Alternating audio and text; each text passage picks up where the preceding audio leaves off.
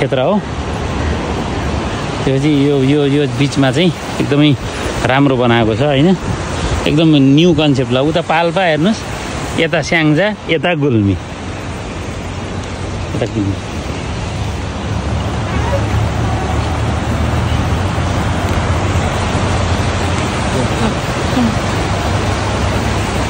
तीनटा सङ्गमलाई टक्क जोड्ने पाल्पा।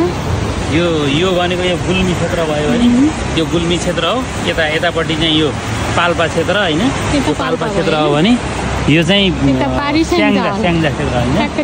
तीनटा जिल्लाको सङ्गम भन्छ नेपालमा। यस्तो पुल तीनटा जिल्लालाई जोड्ने पाल्पा, स्याङ्जा र गुल्मी ठाउँ चाहिँ यसरी गरेको छ हैन। यो मेन ठाउँ छ। यताबाट यो ठाउँलाई बिचमा सेन्टर पारेर अनि यतापट्टि चाहिँ तपाईँलाई पुल छ। पाल्पा गइन्छ यताबाट गयो भने स्याङ्जा। हामी आएको बाटो चाहिँ यो गुल्मी हैन, गुल्मी छुट्याएको छ। अब हामी यहाँबाट चाहिँ सर र यहाँ यो ठाउँ हेर्छौँ हैन। यो टक्क माथिसम्म जान मिल्दो रहेछ। त्यहाँ टपमा पनि गएर यसो हेर्नु पर्ला, मिल्छ। अहिले यसो स्याङ्जातिर जाने विचार गऱ्यौँ हामी। पाल्पाको तीनटै जिल्लामा गइन्छ भने लेखेको छ यहाँ हेर्नु। यो चाहिँ यो गुल्मी जाने ठाउँ भने होइन। पाल्पा यता गयो पाल्पा ऋषिकेश मन्दिर, अनि चाहिँ यता गए चाहिँ हामी कहाँ गइन्छ स्याङ्जा गइन्छ र हेर्नुहोस् एउटै ठाउँमा नि। यताबाट चाहिँ गुल्मी जाने क्षेत्र यो यसरी, यो चाहिँ फेरि तपाईँलाई चाहिँ यो पाल्पा जाने, यो एउटै ठाउँबाट यस्तो मजाले बनाएको छ।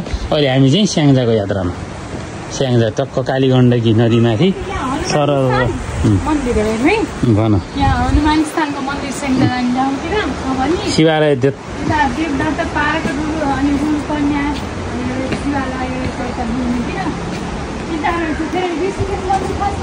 ऋषिकेश मन्दिर जाने यतापट्टि हो। ऋषिकेश मन्दिर हो, ऋषिकेश मन्दिर जाने यतापट्टि। ऋषिकेश मन्दिर उहाँ हुनुहुन्छ कि त्यहाँ ऋषिकेश मन्दिर हो। ऋषिकेश मन्दिर उहाँ हो, कता एरिया ऋषिकेश मन्दिर।